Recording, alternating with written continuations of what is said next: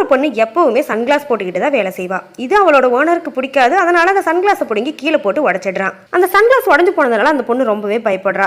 கரெக்டா அந்த டைம்ல அந்த கடைக்கு ஒரு பையன் வரான். அப்ப அந்த பொண்ணு கண்ணுக்கு அந்த பையன் பின்னாடி பிளாக் கலர்ல ஒரு ஷேடோ நிக்கிற மாதிரி தெரியுது. அந்த ஷேடோவை பார்த்து ரொம்பவே பயப்படுறா. இதுதான் ஷேடோ ஆஃப் டெத். இந்த ஷேடோ யாருக்கு பின்னாடி இருக்கோ அவங்க சீக்கிரமாவே சாக போறாங்கன்னு இந்த பொண்ணுக்கு தெரியும். அதனாலதான் இந்த பொண்ணு எப்பவுமே இந்த சன்கிளாஸை போட்டுக்கிட்டு இருப்பா. அந்த பையன் இந்த பொண்ணோட எக்ஸ் பாய் ஃப்ரெண்ட் தான். அவன் சாக போறான்னு தெரிஞ்சதும் உடனே அவன் கையை பிடிச்சு அவனை போக விடாம தடுக்கிறா. அவனோட கையை பிடிச்சதும் இந்த பொண்ணுக்கு அந்த பையன் எப்படி சாக போறாங்கிறது இல்யூஷனா வருது. அந்த பையன் கிட்ட நீங்க கொஞ்ச நேரம் இருந்துட்டு போ, இப்ப போனேன்னா கண்டிப்பா நீ செத்துருவேன்னு சொல்றா. ஆனா அந்த பையன் அந்த பொண்ணு சொல்றதை கேட்காம அவளை திட்டி விட்டுட்டு அங்கிருந்து கிளம்பிடுறான். அந்த கடையில இருக்கிறவங்களும் இவ்வளவு ஒரு மாதிரி பாக்குறாங்க. அந்த பையன் அந்த கடையில இருந்து போகணும் அடுத்த செகண்டே ரோடு கிராஸ் பண்ணும்போது ஒரு லாரி வந்து இடிச்சு அந்த இடத்துலயே இறந்து போயிடுறான். இந்த பொண்ணும் இதே மாதிரி நிறைய பேரோட சாவை தடுக்க ட்ரை பண்ணுவா. ஆனா இவ சொல்றதை யாருமே நம்ப மாட்டாங்க. இதே மாதிரிதான் ஒரு நாள் இவ பிளைட்ல இருக்கும்போது இவளோட சன்கிளாஸ் கீழே விழுந்துரும். அத பக்கத்துல இருந்த ஒரு குட்டி பொண்ணு அந்த கண்ணாடி எடுத்து போட்டுக்கும். இவளும் அந்த குழந்தை கிட்ட கேட்பா. ஆனா அந்த